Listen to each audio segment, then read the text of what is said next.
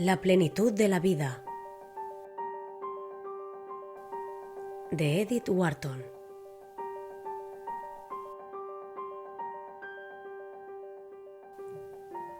Edith Newbold Jones, 1862-1937, Wharton por matrimonio, nació en la ciudad de Nueva York, en el seno de una acaudalada familia y tuvo acceso a una excelente educación privada.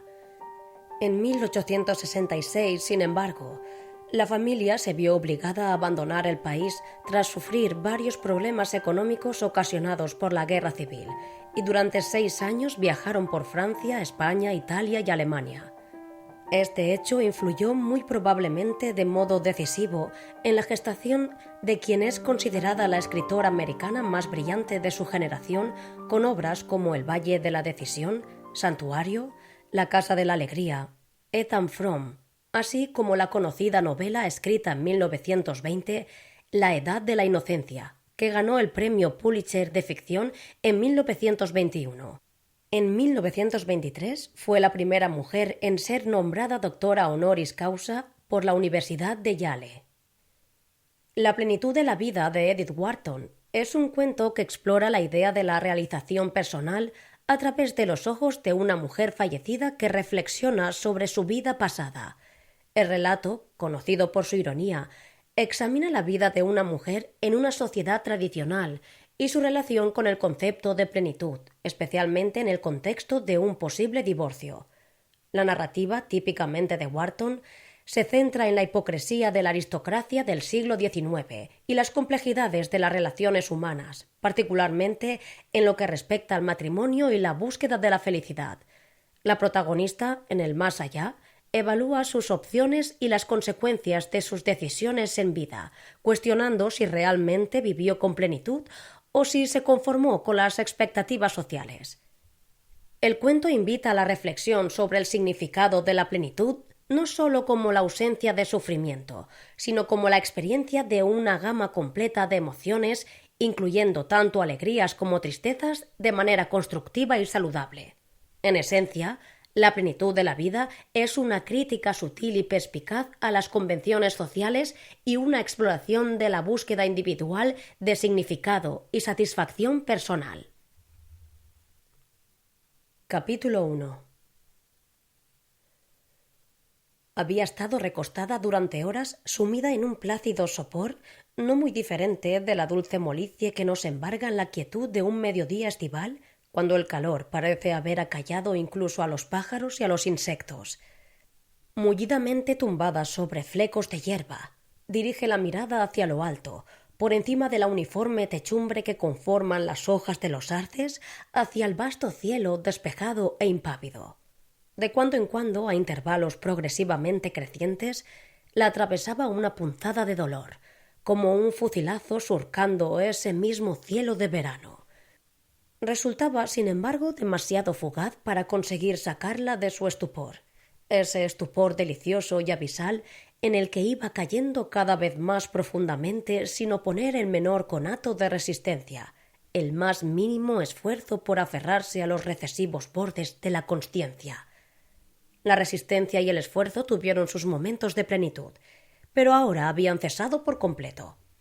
Su mente, hostigada desde hacía tiempo por imágenes grotescas, por fragmentarias visiones de la vida que llevaba últimamente, por aflictivos versos, por recurrentes representaciones de cuadros contemplados alguna vez, por las difusas impresiones que en ella habían dejado ríos, torres y cúpulas en el transcurso de viajes casi olvidados. Su mente apenas reaccionaba ya a unas escasas y primarias sensaciones de incoloro bienestar, de vaga satisfacción al recordar que le había dado el trago definitivo a aquella medicina fatal, y que no volvería a escuchar el chasquido de las botas de su marido, aquellas horrendas botas, que nadie la molestaría más con cuestiones relativas a la cena del día siguiente o a los encargos pendientes en la tienda de ultramarinos. Al final, incluso aquellas débiles sensaciones acabaron encullidas por la espesa tiniebla que la iba cercando, por el crepúsculo cuajado de pálidas rosas geométricas, desplegadas ante ella en suaves e incesantes círculos que, a su vez, se ensombrecían poco a poco hasta adoptar una negrura uniforme y azulada, similar a la de una noche de verano sin estrellas. Y en dicha oscuridad se iba adentrando paulatinamente, con la reconfortante sensación de seguridad de quien sabe sostenido desde abajo. Una tibia marea que se deslizaba cada vez más arriba la iba rodeando, envolviendo su cuerpo relajado y exhausto en un aterciopelado abrazo, sumergiéndole primero pecho y hombros y desplazándose gradualmente sobre su cuello con inexorable delicadeza hasta alcanzar su barbilla, sus orejas, su boca. Ah, ahora avanzaba demasiado. Volvía el impulso de presentar batalla. Tenía la boca llena, se ahogaba. ¡Socorro! Todo ha concluido, anunció la enfermera cerrándole los párpados con profesional aplomo. El reloj dio las 3. Todos lo recordarían más adelante. Alguien abrió la ventana para permitir la entrada de una de esas corrientes de aire extraño y neutral que recorre la tierra entre la noche y el alba. Alguien, distinto, condujo al marido hasta otra habitación. Él salió con paso indolente, como un ciego, calzado con sus restallantes botas. Capítulo 2. Le pareció estar de pie bajo una especie de umbral, pese a que no veía ante sí ninguna puerta tangible. Tan solo un inabarcable panorama de luz, suave pero penetrante como el fulgor simultáneo de millares de estrellas, que se iba extendiendo gradualmente ante sus ojos, ofreciendo un beatífico contraste con la cavernosa oscuridad de la que acababa de emerger. Avanzó unos pasos, sin miedo pero con cierta vacilación, y a medida que su vista se fue habituando a las fundentes densidades de luz que la rodeaban, acertó a distinguir los contornos de un paisaje que a primera vista se le antojó inmerso en la opalina ambigüedad típica de las vaporosas creaciones de Shelley, pero que poco después fue adquiriendo relieves más definidos. Así se le fueron desvelando una descomunal y soleada planicie, la aérea silueta de unas montañas y seguidamente el plateado serpenteo de un río sobre un valle, así como el estarcido azul de los árboles alienados en sus meandros. Todo ello recordaba en cierto modo, en su tonalidad indescriptible, a los cerúleos azules de Leonardo, extraños, subyugadores, misteriosos, azules que encauzaban la vista y la imaginación hacia regiones de goces indecibles. Extasiada en tal contemplación, el corazón le latía con un asombro placentero y acuciante. Tan jubilosa le parecía la promesa que creía adivinar en la incitación de aquella distancia hialina. Así que después de todo, la muerte no es el fin. Escuchó decir a sí misma en voz alta con alborozo. Siempre pensé que eso era imposible. Creía Darwin, por supuesto. Todavía creo en él. Pero el propio Darwin dijo, eso pienso al menos, que no las tenía todas consigo respecto al tema del alma. Y Wallace fue un espiritualista. Y también estaba George Mivart. La mirada se le extravió en la etérea lejanía de las montañas. ¡Qué belleza! ¡Qué bien se está aquí!, murmuró. Tal vez ha llegado el momento de averiguar lo que es vivir. Mientras hablaba, sintió una repentina aceleración de su ritmo cardíaco y al mirar hacia arriba advirtió que ante ella estaba el espíritu de la vida. ¿De verdad que nunca has sabido lo que es la vida?, le preguntó el espíritu de la vida. Jamás he conocido la plenitud de la vida que todos nos sentimos llamados a conocer, pese a que no han faltado en la mía dispersos atisbos de ella, como el olor a tierra que a veces se percibe en alta mar.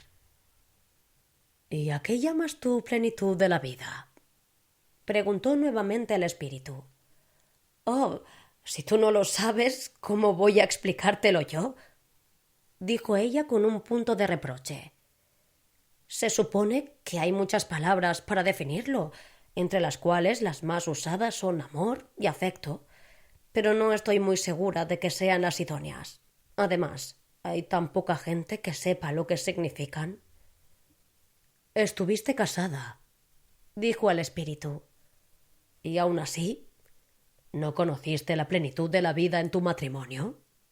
Oh, no, válgame Dios, replicó ella con indulgente desdén.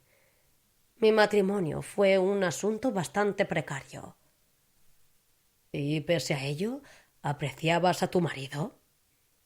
Has dado con la palabra exacta. Le apreciaba, sí, pero lo mismo que apreciaba a mi abuela, la casa en que nací, o a mi antigua niñera. Oh, sí, le apreciaba, y se nos consideraba una pareja muy feliz. Pero a veces pienso que la naturaleza de la mujer es como una casa con muchas habitaciones.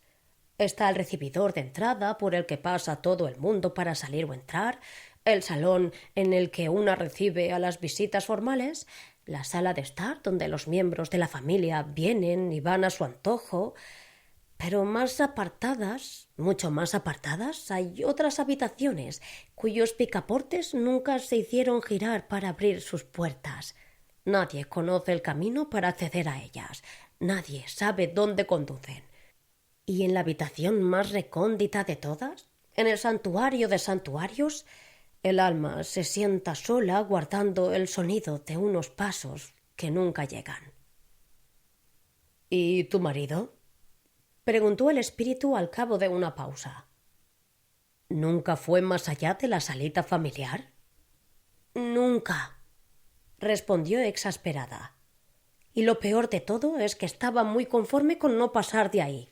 Consideraba la salita un lugar precioso y en ocasiones, cuando admiraba el vulgar mobiliario, impersonal como las sillas y mesas de un recibidor de hotel, me entraban ganas de gritarle: «Estúpido, ¿es que nunca vas a adivinar que justo aquí al lado hay estancias llenas de tesoros y portentos como no ha visto jamás el ojo humano, estancias a las que jamás ha accedido nadie, pero en las que tú podrías quedarte de por vida si fueses capaz de dar con el picaporte?» Entonces, prosiguió el espíritu, esos momentos de los que hablabas antes, esos que parecían sobrevenirte como esporádicos atisbos de la plenitud de la vida, ¿no los compartías con tu marido? Oh, no, nunca. Él era diferente. Sus botas chasqueaban continuamente y cada vez que salía de una habitación lo hacía dando un portazo. Jamás leía nada que no fuesen novelas baratas o las noticias de deportes de la prensa y en sumidas cuentas, que no nos entendíamos en absoluto el uno al otro. En ese caso, ¿a qué otras influencias atribuías las exquisitas sensaciones que mencionas? Pues no sabría decirlo. Unas veces al perfume de una flor, otras a un verso de Dante o de Shakespeare, o incluso a un cuadro o a una puesta de sol, o a uno de esos días de calma en alta mar cuando a una le parece estar recostada en la cuenca de una perla azul. En ocasiones, aunque de manera muy ocasional, a algo dicho por alguien que obró el milagro de poner en palabras, en el momento adecuado, lo mismo que yo había sentido y no había sido capaz de expresar. ¿Alguien a quien amabas?, inquirió el espíritu. Yo nunca he amado de esa forma, repuso ella con pesadumbre. Como tampoco pensaba en nadie en particular al hablar, tal vez en 2 o 3 personas que al pulsar eventualmente alguna tecla de mi ser lograron hacer sonar una nota aislada de la extraña melodía que parecía dormir dentro de mi alma. Sin embargo, han sido pocas las veces en las que he podido atribuir tales sensaciones a las personas, y desde luego nadie suscitó nunca en mí una sensación de felicidad como la que tuve el privilegio de experimentar una noche en la capilla de San Miguel, en Florencia. Háblame de ello, dijo el espíritu. Fue casi al anochecer, tras una tarde lluviosa de primavera en la semana de Pascua. Las nubes se habían dispersado, barridas por un viento repentino, y cuando entramos en la iglesia Las fulgentes vidrieras de las ventanas brillaban en lo alto como lámparas en la penumbra. Había un sacerdote en el altar mayor, y su blanca vestidura contrastaba como una mancha lívida contra la oscuridad saturada de incienso. La luz de las velas danzaba arriba y abajo como luciérnagas en torno de su cabeza. Un grupo de personas estaban arrodilladas a su alrededor. Nosotros pasamos con cuidado por detrás y nos sentamos en un banco cercano al tabernáculo de Horcajana. Por raro que parezca, aunque Florencia no era nueva para mí, no había estado antes en esa iglesia, y bajo aquella luz mágica vi por vez primera los escalones taraceados, las estriadas columnas, las esculturas en bajo relieve y el baldaquín del fastuoso sagrario. El mármol desgastado y pulido por la sutil mano del tiempo había adquirido un indescriptible tono rosáceo que recordaba remotamente al color miel de las columnas del Partenón, siendo este otro más místico, más intrincado, un color no nacido del pertinaz beso del sol, sino surgido de aquella semioscuridad de cripta, de las llamas de las velas sobre las tumbas de los mártires, de los haces de luz crepuscular filtrados a través de las simbólicas vidrieras de crisoprasa y rubí. Una luz como la que ilumina los misales de la biblioteca de Siena, o como la que irradia cual fuego invisible la Madonna de Juan Bellini en la iglesia del Redentor de Venecia, la luz de la Edad Media, más rica, más solemne, más significativa que el diáfano sol de Grecia. En la iglesia reinaba el silencio, tan solo interrumpido por las letanías del sacerdote y por el arrastre ocasional de alguna silla por el suelo. Mientras me encontraba allí bañada por aquella luz, cautivada por la contemplación del milagro de mármol que se erigía ante mis ojos, hábilmente diseñado como un cofre de marfil embellecido con incrustaciones de joyería y oscurecidas petas de oro. Sentí cómo era arrastrada por una poderosa corriente cuyo nacimiento parecía remontarse al principio mismo de las cosas, y en cuyas torrenciales aguas iban convergiendo todos los afluentes de las pasiones y los afanes humanos. La vida en sus distintas manifestaciones de belleza y singularidad parecía danzar rítmicamente en torno a mí mientras me impulsaba hacia adelante, y tuve la certeza de que cualquier camino que hubiese transitado alguna vez el espíritu del hombre resultaría ser plenamente familiar para mis pies. Extasiada en dicha visión, los pinjantes medievales del tabernáculo de Horcajana parecieron fundirse y recobrar sus formas primitivas, de tal manera que el lánguido loto del Nilo y el acanto griego aparecían entrelazados con los nudos rúnicos y los monstruos de cola de pez del norte.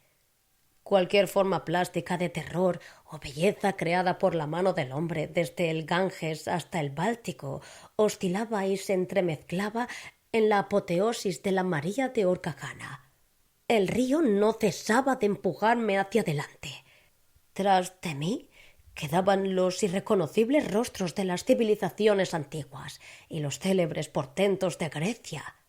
Pero yo continuaba braceando sobre la arrolladora marea de la Edad Media con sus impetuosos torbellinos de pasión y sus remansos de poesía y arte capaces de reflejar el cielo. Podía escuchar los acompasados golpes de los martillos de los artesanos tanto en las herrerías como contra los muros de las iglesias, las consignas de facciones armadas en las angostas callejas, el diapasón de los versos de Dante, el crepitar de los leños en torno a Arnaldo de Brescia, el trino de las golondrinas a las que predicaba San Francisco, la risa de las damas escuchando las salidas de tono de Decamerón al pie de las laderas mientras la Florencia, devastada por las plagas, clamaba de desesperación a escasa distancia. Pude oír eso y mucho más, todo mezclado en un extraño unísono con voces de un pasado aún más remoto, violentas, apasionadas o apacibles, pero en cualquier caso sometidas a una armonía tan increíble que me hizo pensar en el cántico que conjuntamente entonaban las estrellas matutinas, y tuve la sensación de que estuviese sonando justo en mis oídos. El corazón me latía hasta provocarme sofoco, las lágrimas me escocían bajo los párpados. Y es que la dicha, lo misterioso que resultaba todo aquello, llegaba a resultar intolerable, imposible de soportar. Ni siquiera entonces alcancé a comprender la letra de aquel cántico, pero sabía que de haber habido alguien escuchándola a mi lado, tal vez entre los dos hubiésemos logrado descifrarla. Me volví hacia mi marido, que sentado junto a mí en actitud de resignado abatimiento, escudriñaba el fondo de su sombrero. Pero justo en ese instante se puso en pie y, estirando sus entumecidas piernas, sugirió amablemente: «Mejor nos vamos, ¿no? No parece que haya demasiado que ver por aquí. Y la cena de la table d'hôte se sirve a las 6:30 en punto».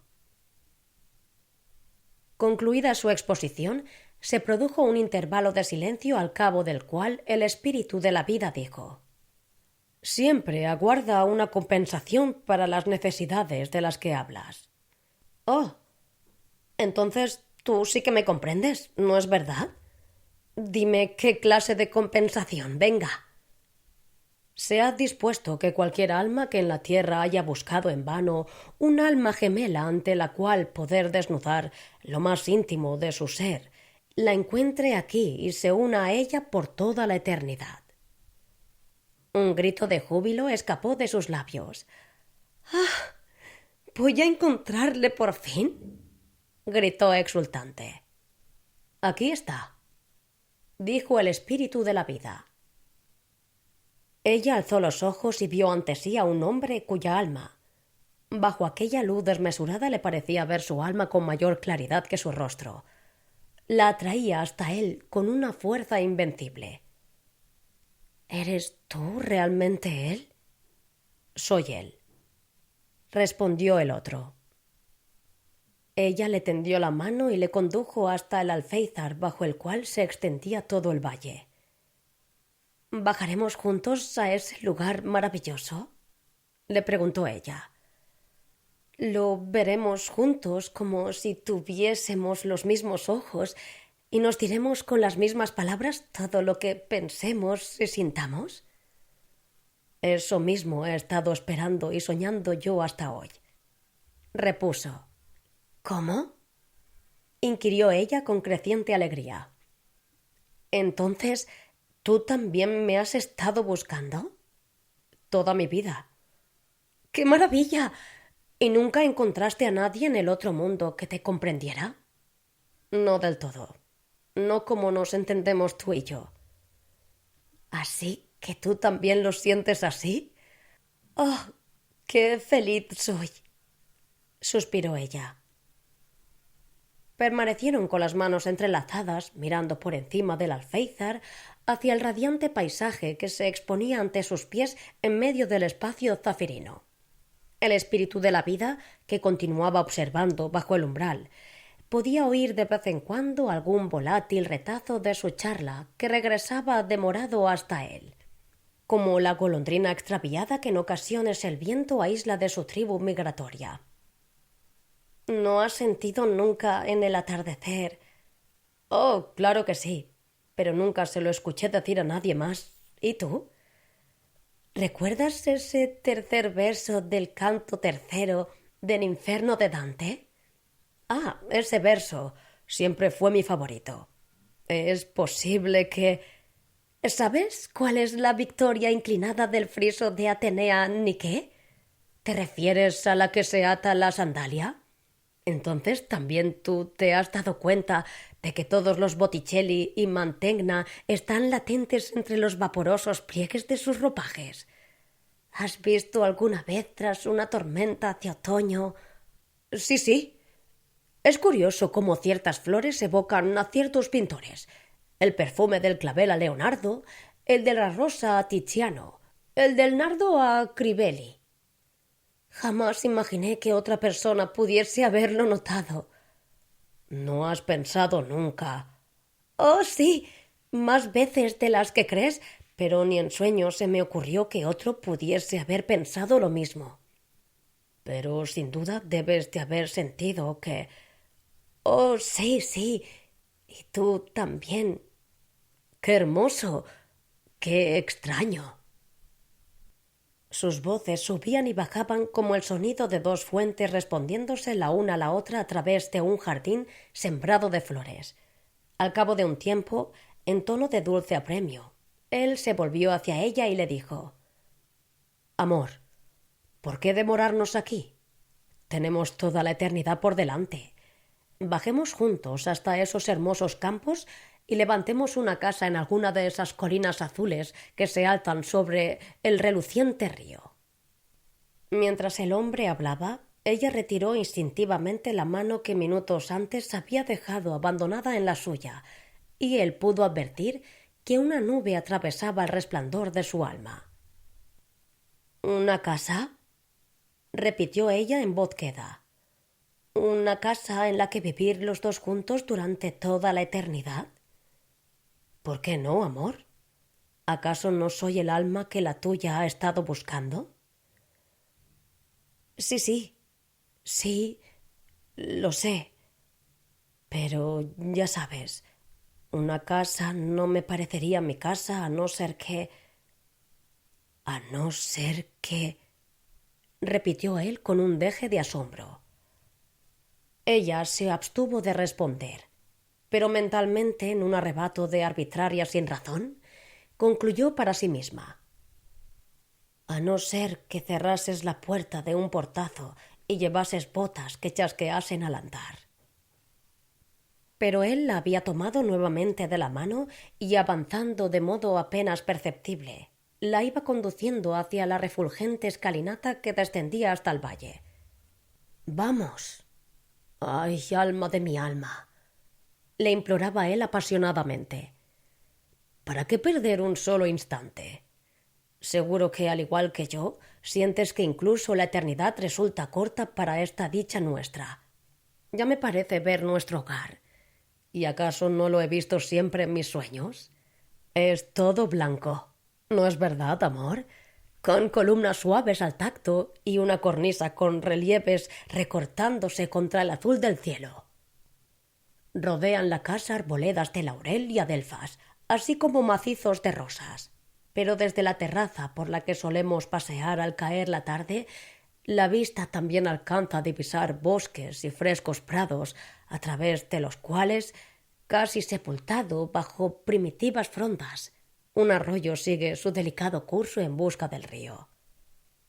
Dentro de la casa nuestros cuadros favoritos cuelgan de las paredes y los libros se alinean en los estantes de las habitaciones. Fíjate, querida, por fin tendremos tiempo de leerlos todos. ¿Por cuál empezaremos? Vamos, ayúdame a elegir. ¿Será Fausto? ¿La vida nueva? ¿La tempestad? ¿Los caprichos de Mariana? ¿O el 31º canto del paraíso? ¿O tal vez el Epipsichidion o el Licidas? Dime, querida, ¿cuál? No había terminado de hablar cuando advirtió la sonrisa de ella vibrando ilusionada en sus labios. Sin embargo, se le borró al instante, justo antes del silencio que se produjo a continuación. Permaneció inmóvil, remisa a la invitación de la mano que él le tendía. «¿Qué ocurre?», preguntó él en tono de súplica. «Aguarda un instante», dijo ella con una extraña vacilación en la voz. «Antes necesito saber, ¿estás completamente seguro de ti mismo? ¿No hay nadie en el mundo a quien recuerdes algunas veces?» «No desde el momento en que te vi», repuso él. Porque, para ser un hombre, era verdad que se había olvidado por completo. Con todo, ella seguía sin moverse, y él vio oscurecerse la sombra que se abatía sobre su alma. «Seguramente, amor», le reprochó él, «no es eso lo que de verdad te inquieta». «Por lo que a mí respecta, ya he surcado el lete. El pasado se ha desvanecido como una nube sobre la luna. No fue vida lo que tuve hasta encontrarte». Ella no respondió a sus ruegos. pero al cabo de unos minutos, incorporándose con visible esfuerzo, se apartó de él y se acercó al espíritu de la vida, que todavía aguardaba junto al umbral. «Quiero hacerte una pregunta», dijo ella preocupada. «¿Pregunta?», respondió el espíritu. «Hace un rato», empezó a decir lentamente, «me dijiste que cualquier alma que no hubiese encontrado su alma gemela en la tierra está llamada a hallar una aquí». «¿Y no has encontrado ninguna?», preguntó el espíritu. «Sí, pero ¿le ocurrirá lo mismo al alma de mi esposo?». «No», contestó el espíritu de la vida, «porque tu esposo creyó haber encontrado en ti su alma gemela en la tierra, y la eternidad carece de remedios para tales alucinaciones». A ella se le escapó un pequeño grito. ¿De decepción o de triunfo? «Entonces, ¿qué le pasará a él cuando llegue aquí?». «No sabría decírtelo. No cabe duda de que hallará cierto campo de acción y de felicidad, en justa proporción a su capacidad para ser activo y feliz». Ella le interrumpió espetándole casi al borde de la cólera. «Nunca será feliz sin mí». «No estés tan segura de eso», contestó el espíritu. Como ella pareció hacer caso omiso, el espíritu añadió: «Tu marido no va a comprenderte aquí arriba mejor de lo que hizo en la tierra». «No importa», dijo ella. «Yo seguiré siendo la única damnificada, puesto que él siempre pensó que me comprendía». «Sus botas chasquearán igual que antes». «Eso no me importa». «¿Y dará portazos al salir?». «Seguramente». «¿Y seguirá leyendo populares novelas de tren?». Ella le atajó con vehemencia.